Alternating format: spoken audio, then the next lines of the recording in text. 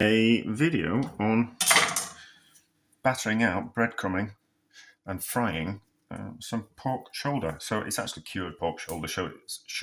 So it's been in the it's been in a Ziploc bag for a couple of weeks, covered in salt. So it's turned into a nice bit of cured pork. So how thin do we want it? I don't want a huge one. I don't want it. Let's see if it batters out. I don't know how well it's going to batter out.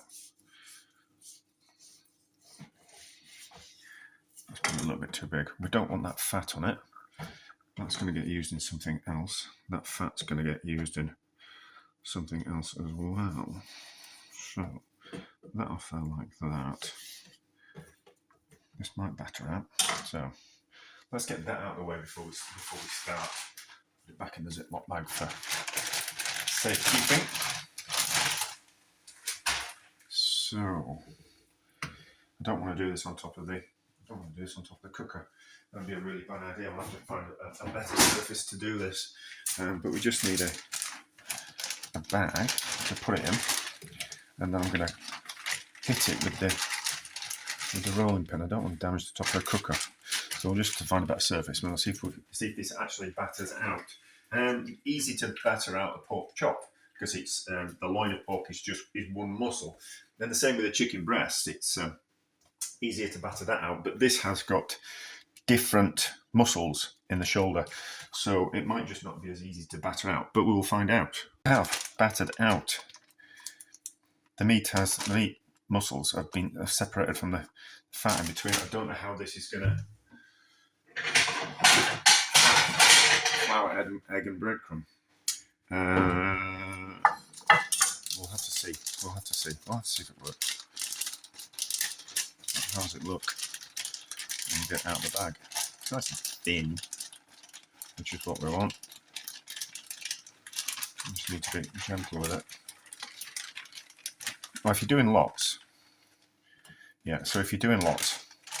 use a sturdy bag and split along the side of the bag. Split along there, and then you can fold. Then the bag opens out, and then what you can do is just peel back the plastic, and then just put the next one in and batter that out. So that's just a little bit of a tip. I don't know. We'll have to see, won't we? I'm not cooking it just yet. I'm not ready for my dinner yet, but I might. Yeah, okay. We'll see how tender it is. It's battered out. I don't know how it will do for quick cooking. Normally, shoulder needs a little bit slow, but it might work. We'll have to see when we flour, egg, and breadcrumb. Oh, need to have a look at the. So this is going to be part of the 10 simple ingredients.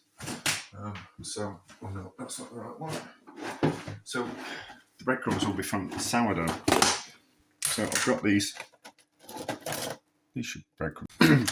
Right, so flour, egg, and breadcrumb. Let's try and do this, making as little mess as possible.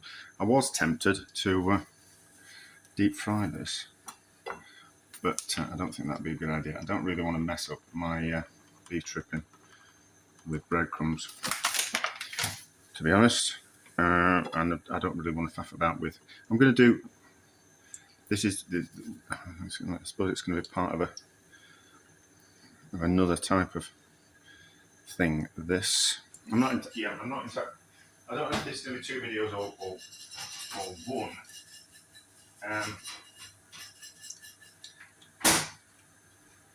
I'm going to do. It's like Parmo, isn't it? So we're going to do it with. Well, this part. So just this. Battered out and flour, egg, and breadcrumbs is going to be part of the 10 simple ingredients. But what I'm going to do with it after will just be a different thing. So I'm going to serve it with chips. I want to do like northeastern Parmo, so it's white sauce and cheese, and then grilled. But what I kind of thought would be nice is to have some chips.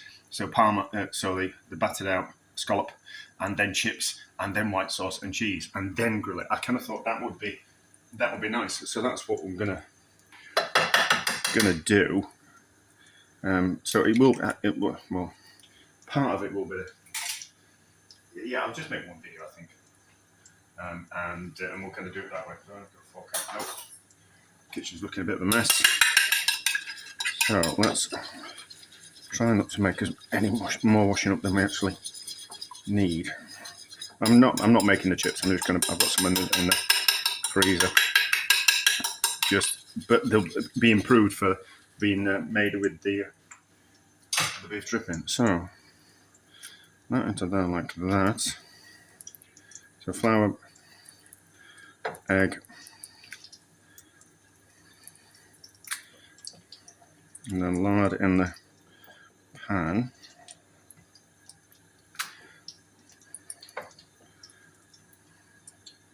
So no, I'm going to fail at making a mess. I'm going to fail at not making a mess. That's what I'm going to do. And then dry my hands a little bit. I need to bake some bread as well. This is getting ridiculous. Saturday night, I used to go out and party on Saturday night. Too many breadcrumbs, but that's fine. We're making meatballs tomorrow.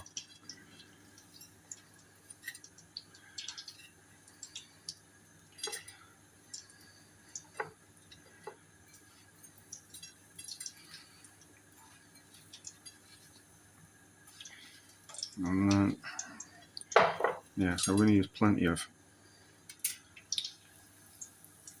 lard. We might even put more in. And then we're going to see how we go on that. So, messy fingers. Stop my camera. And cook that, and then we'll cook some chips and we'll have a fluff around. I've already made the white sauce, and we've already got some cheese. So that'll all get sorted out in a bit. Right, that looks like it has crisped up on one side. Let's give it a flip over. We'll use this spoon because that's what we've got handy. Ooh, that looks good, doesn't it? That looks good. So, at the risk of... Probably would have been better deep fried. But not to worry. Another bit of a gentle cooking on that side, and then we're back when we're going to put it all together. Chips are done. So is the scallop.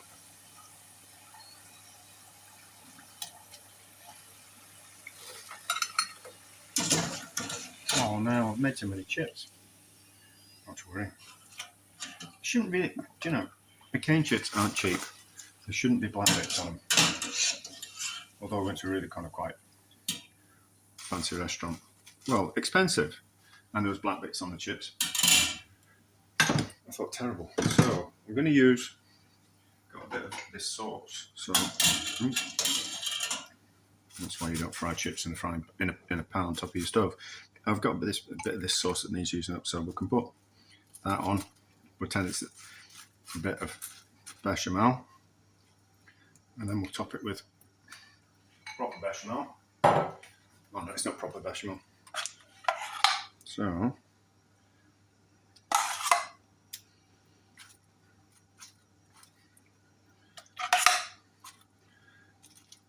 looks like I'm making soup this week with this leftover white sauce, and then a liberal amount of cheese on top, and then under a hot grill.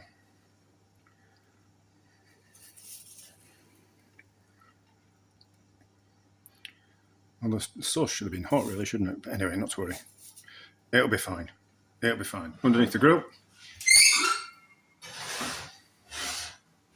Until it's crispy. And then we'll give it a taste. It smells ready. It looks ready. That looks good, doesn't it? That looks good. We need a picture of that. I also need to turn the oven up to bake some bread. Let's give this a taste. I did have a knife. We used that knife. The only thing that really matters is how it tastes. I'm no food stylist. I know that much. So, chips, sauce, bit of cheese.